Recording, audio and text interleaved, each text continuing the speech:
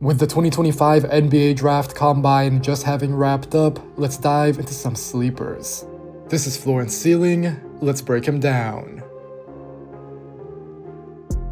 Yanic Niederhauser was one of the Combine's biggest winners, which for him also included the G League Elite Camp.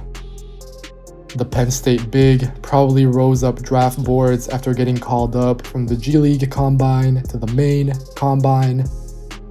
And then, it's pretty possible that his said rise continued after his play in the 2 days of scrimmages. Niederhauser no doubt looks like an NBA center, and he tested like one with impressive agility and the required size for a 5. Niederhauser measured in at right over 6'11" barefoot, which places him at more than 7 feet in shoes. That came with a 9'3" standing reach and a wingspan that exceeded 7'3". On the court, the pitch on Niederhauser, using those measurements as well, is simple in that he's a play finisher above the rim on both ends.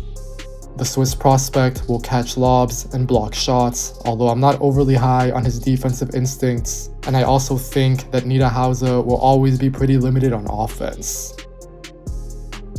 As of now though, I think he's locked himself into at least the late second round, and he makes sense for teams later on in the draft like the Lakers, the Suns, the Pacers, or the Bulls. As a junior at Penn State this year, Niederhauser scored 13 points, pulled down 6 rebounds, and rejected 2 shots per game.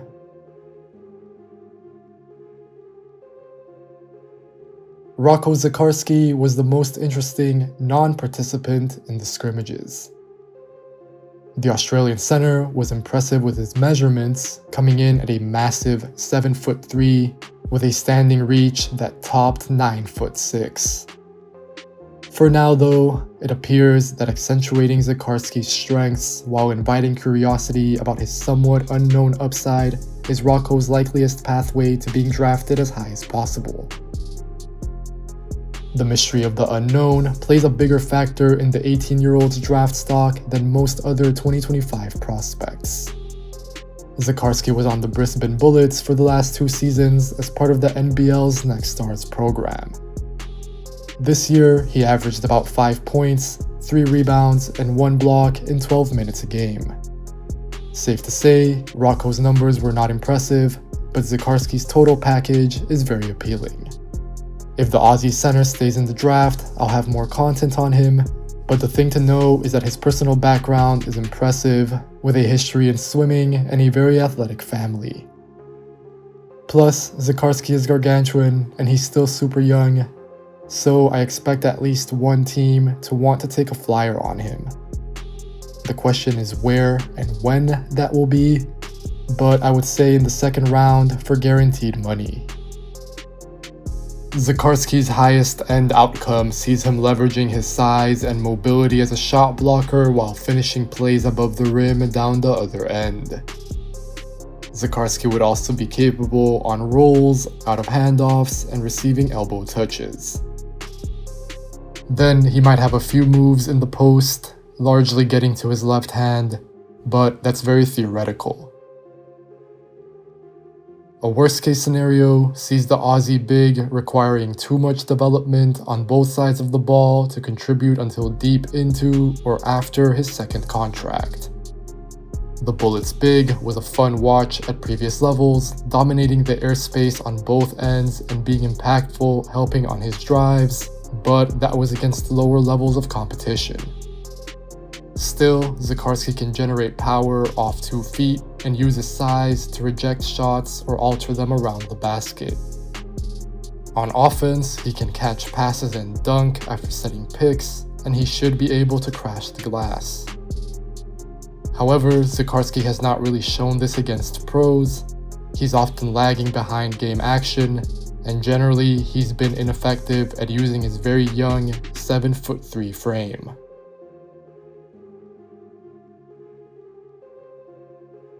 Mikhail Ruzic measured in at 6'11" barefoot with a 7'1" wingspan and a 9' standing reach.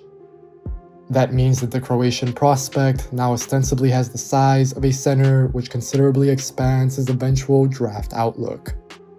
This is a big, no pun intended, development for Ruzic, since I considered him as somewhat caught between the 3 and the 4 last time I checked in on him, but now he's between the 4 and the 5. If Ruzic can keep the shooting that he displayed at previous levels while playing as more of a big, it's very intriguing to think about his upside. However, the 18-year-old now resembles a baby giraffe on the court with how he's still growing into his body. Ruzic was not assertive at all during the combine scrimmages, and it was noticeable how he still lacked the instincts of a center. That's reasonable, but it was very apparent with his defense. Besides a few offensive rebounds and rolls to the rim, that was largely it for the Juventud prospect. He was ineffective protecting the basket and too often looked a step slow.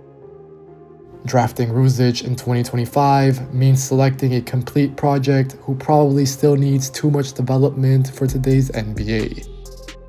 Instead, the 2026 draft seems likelier for Ruzic, and his growth spurt has somewhat tweaked his evaluation going forward, so I'll continue to closely track his growth while making sure that he has a spot on my board for next year.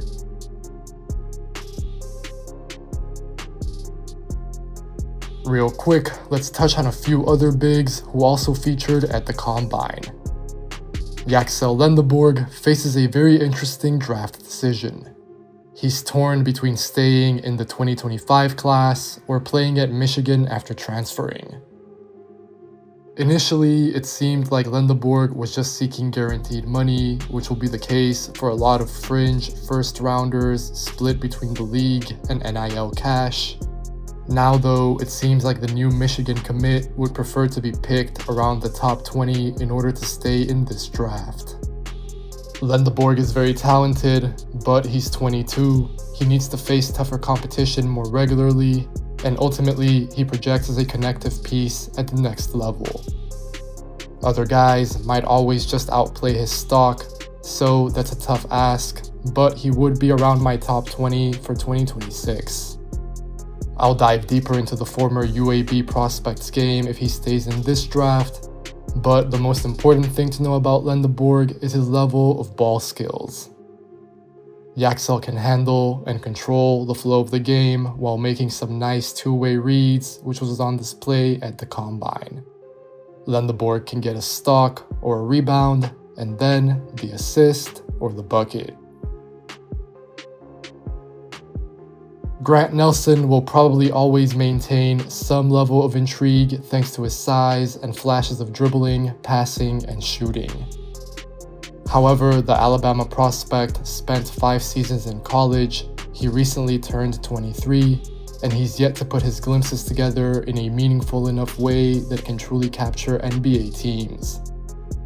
At his best, Nelson can shoot threes and creatively attack closeouts. However, he doesn't do this at a high enough level at all, and he cannot use his athleticism functionally. If Nelson is open to the G League, then I expect him to maybe pick up an Exhibit 10 deal in preseason. Otherwise, the Alabama super senior will still have a nice career as a pro, but I feel like he's maxed out his potential. I'm more interested in Michigan's Goldin as an NBA center, but he struggled at the Combine. That's alright though, since Goldin has 154 career games under his belt, including a dominant past season at Michigan. The Russian center averaged about 17 points and 7 rebounds per game while forming a Twin Towers duo with Danny Wolf. In the NBA, Goldin is going to remain a play finisher and a rebounder, but he'll need to improve his decision making and hold up defensively. Currently, I have Goldin right at the end of the draft, or getting a 2-way contract. As always, if you enjoyed this video, make sure to leave a like, make sure to leave a comment, make sure to subscribe to the Floor and Ceiling Substack as well, and if you want to see more content like this, subscribe to the channel. Take care, and I'll catch you guys next time.